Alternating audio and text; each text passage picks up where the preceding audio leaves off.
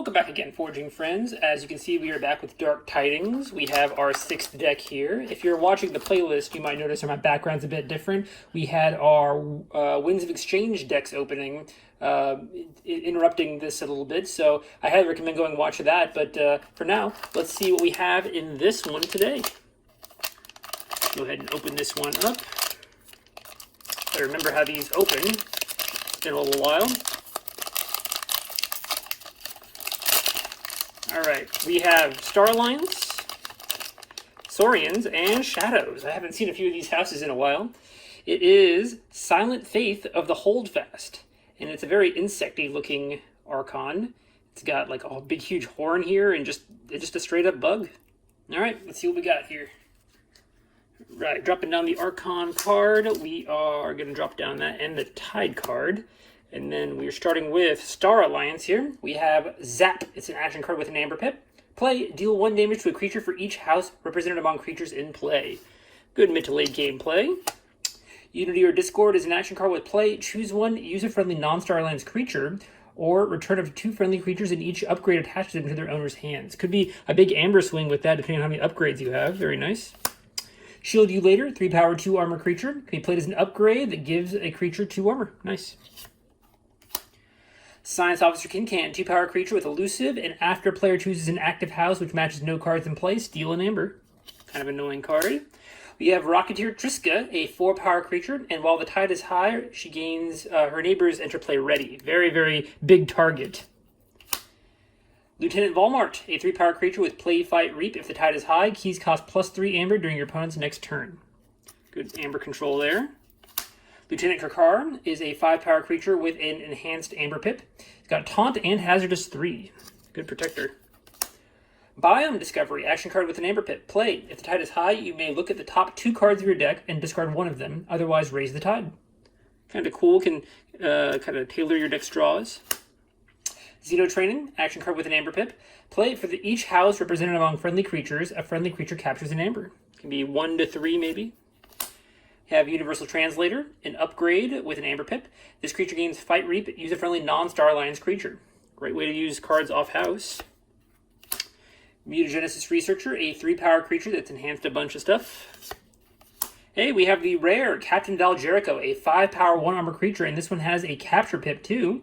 While Val Jericho is in the center of your battle line, you may play 1 card that is not of the active house during your turn. Really powerful effect. If your opponent can't answer them right away, you can get a lot of advantage off of this card. Let's see if we have good ways of protecting her. Going on to Shadows now. We're starting with the Artifact Seeker Needle. Action, deal 1 damage to a creature. If this damage destroys that creature, gain 1 Amber. We have some bad pennies, that's good. One-Eyed Willa, a 2 power creature. While the tide is high, One-Eyed Willa gains Elusive and Skirmish, and when she fights, she steals 1. Not bad. Hobnobber, 3 power creature. Action, if your opponent has 6 or more Amber, steal 2 Amber. Can be very annoying. I got 2 of those, wow. Hey, there's Hard Simpson, a 4 power creature with Elusive, and after Hard Simpson is dealt damage, steal 1 Amber if the tide is low. After he's dealt damage, steal 1 Amber. If the tide is low, your opponent steals 1 Amber instead. I see, okay. So, I'm not a huge fan of this guy, because your opponent can just take the tide and damage him every time, so it's not really a good effect for you most of the time. I am shocked and appalled. Francis the Economist is a 3 power creature with a damage pip. He's got Skirmish and Fight. Each player gains 1 Amber. Whisper, 3 power creature with Elusive, and action, lose 1 Amber. If you do, destroy a creature. Very, very useful card. Ransack, it's an action card with play. Steal an Amber. Discard the top card of your deck. If that card is a Shadows card, trigger this effect again. And this can keep going. If the top cards of your deck are 11 Shadows cards, you can keep stealing over and over again. So that's pretty cool. Old Bruno, a 3 power creature with Elusive, and play, capture 3 Amber. Good Amber control. We have Freebooter Fae, a 4 power creature with play, raise the tide, and reap. If the tide is high, steal an Amber. Very cool. I love the free raising the tides because I hate taking chains. Bren the Fanatic, a 3 power creature with Skirmish, and play, your opponent gains an Amber. Destroyed, steal 3. Gotta find good ways of destroying him. Blatant Thievery, action card with an Amber Pip. Play, enrage an enemy creature. Move all Amber from that creature to your pool. Oh, that could be really good. That's great against Saurians. Fantastic against Saurians. Great card to have. Moving on to Saurian, speaking of them, we have Decadence, an action card with a draw pip. Play, choose one, exalt, ready, and use a friendly creature, or move 1 amber from a creature to another creature. Very versatile card. Crushing Charge, action card with play, destroy each creature with power 4 or lower, gain 1 chain. Not great synergy with our Shadows creatures. Coruscant Octavia, 5 power, 1 armor, and action capture 2 amber. Big body. Altruist Rostrum is an artifact. Action, move 1 amber from a creature to another creature. Can be very, very useful. Got 2 of those. Very nice. Oh, got 3 of those. That's huge, actually. We can really mitigate a lot of our exalting then in this house. Senator Cantina is a 5 power creature. After a creature reaps, exalt it. Can be very good for us. Paraguardian, a 6 power, 1 armor creature. Reap, you may exalt it. If you do, ward each of its neighbors. Good protection for that Valcherico, maybe. Hedonistic Intent, action card with an amber pip. Play, exalt each flank creature. Get more amber out there. City State Interest, play each friendly creature captures 1 amber. Great amber control. Got the rare Tertiate, an action card with an amber pip. Play, destroy 1/3 of all enemy creatures and 1/3 of all friendly creatures, rounding up each time. At least you get to choose. Not bad. And then we have the rare card, sorry about that. Play, destroy a creature, its controller gains 1 amber. We have a lot of ways of taking our creatures in this deck, it looks like. So I'll go ahead and do the counts, and I'll see you back at my desktop. All right, welcome back to my desktop. We have here the deck list. I've pulled it up again. And we have 19 creatures, decent creature count. We have 9+ amber on the cards, and I put 9+ because of certain cards here in Shadows. We have this Ransack that can steal multiple cards, and then we also have the other card, which is Blatant Thievery. So depending on how much amber your opponent's creature has that you use this on, you might get more. So I don't think it's a terrible number. It has the potential of being a whole lot of amber, and we have 19 creatures to back that up. Looking at amber control, we have 12. We have a lot of big cards that get rid of our opponent's amber in Saurian and Shadows, which is great. We have that City State Interest, always good to see that card. We have Coruscant Octavia is great. We have, of course, the Blatant Thievery, get amber off our opponent's creatures. And then, just a few annoying things like Hobnobber. We have the Bryn the Fanatic, which incidentally, Bryn the Fanatic, the easiest way in Shadows of destroying him is with this Whisper we have. We do lose 1 amber, but our opponent loses 3 amber, and we get to destroy him, which is really, really good. So that's one way of doing it. We have a lot of other ways to destroy him in mostly Saurian, has a lot of destruction effects. We have Zap in Star Alliance to do that if we have enough creatures out, but mostly we'll probably be using Saurians to destroy that Bryn the Fanatic consistently, especially with that Crushing Charge. I could see doing something like putting a whole bunch of amber on our opponent's creatures using these Altruist Rostrums, just putting them on our opponent's creatures, getting a Brennan out there, and then doing a Crushing Charge to get a whole bunch of amber off of that. That's probably one of our key combos in this deck. Going on to Artifact Control, we have nothing for Artifact Control.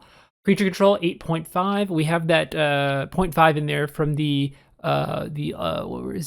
Senator Cantina, because she kind of dissuades your opponent's creature from reaping because they get exalted every time. So that's kind of a way of controlling creatures. But 8.5, we have a lot of little ways of damaging and a few board wipey things too, which is really nice. Efficiency, we have 6. We have a few ways of using cards off house, which is great. We've got the upgrade here. We have the Valcherico for one thing. We have the Valcherico, which lets us use a card hopefully every turn off house. If we can get that next to a Paraguardian or maybe the taunt guy, I think he's here somewhere. Kurkar, yeah, we can get him on the Kurkar, get her protected. We can get a lot of value out of that. We also have the Universal Translator that lets us use a friendly creature that's not Star Alliance. And then in the other houses, I think we have a few action cards that let us use creatures off house as well. So that's really nice. Good efficiency. But then nothing for recursion or disruption. So I think this deck, because of that higher creature count and amber control count, those are like the weightiest things, really. Amber on the cards is pretty weighty too. I think that would kind of pull this deck a little bit up. I think without that high amber control, it would have been probably in the 50s. But I'm going to give this, I think my guess for this is going to be a 64.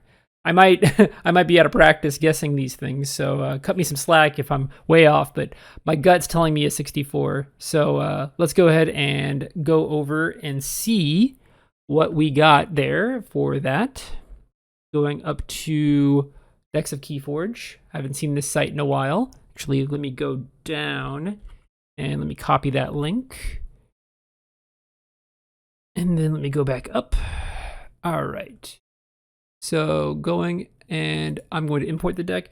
Yeah, going for a 64. Go ahead and lock in your guesses now, and I guess let's see what we got. 71. Wow, significantly better than I thought it would be. Significantly better. Wow, I haven't seen a deck this high in a while, actually. Let's see what we have here. We have 54 base arc, and then we have 17 synergy, -1 anti-synergy, and +1 meta. For the Amber control, City State Interest is one of the best ones. The Cantina is a minus just because it gives an Exalted Amber to all of our creatures, but we have those 3 Altruist Rostrums that can help us get Amber off of our creatures, so I think that kind of balances it out. 24 expected Amber. With the Bren the Fanatic, we can destroy it decently easy, and then the Corners of Octavia kind of taking away because it's going to capture pretty much every turn. Speed, we have 3.7. Val Jericho and Crushing Charge. I forgot about the chains. Yeah, Crushing Charge will take away some chains to kind of lower our speed, but we still have a decent efficiency for a deck that doesn't have logos in it, for sure. And then, Dome Disruption, 19 creatures. Yeah, very cool. No artifact control, unfortunately. Wow, yeah, way better than I thought it would be. Let's look at our synergies and anti-synergies here. We have, let's see, anything that stands out here. We have 80% Freebooter Fae. Freebooter Fae has a 80% efficiency with Universal Translator, Rocketeer Triska. So we get ways of using her immediately or off house is great because we can play her one turn and the next turn we can get that reap benefit off of her, which is great. So yeah, we definitely want to utilize that. Looking down here, we have 116%. We have 3 Altruist Rostrums, and we have so many ways of causing Amber to be captured by us. So those Rostrums, I might, mulligan for at least 1 or 2 of those at the start of a game, just because we have so many. Oop. Quick pause. We'll all hold our breath till you get back. On 3, guys. 3, 2.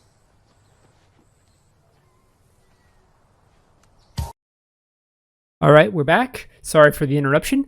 So yeah, I was just talking about the sheer number of Altruist Rostrums we have to kind of mitigate the amount of Amber we have there. So Altruist Rostrum is a great thing to kind of offset that. We have some negative synergy here with the Kincan and the amount of artifacts we have.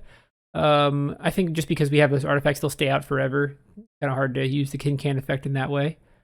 Blatant Thievery's got some synergy with things that exalt the enemy, which makes sense.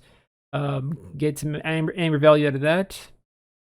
We have negative 140 synergy with Crushing Charge. Obviously, we have a lot of less than 4 power creatures in this deck, so that's kind of an endgame move where we kind of move a bunch of amber to our opponent's field on their weakest creatures, and then use that Crushing Charge to get a whole bunch of value to kind of push for that last key.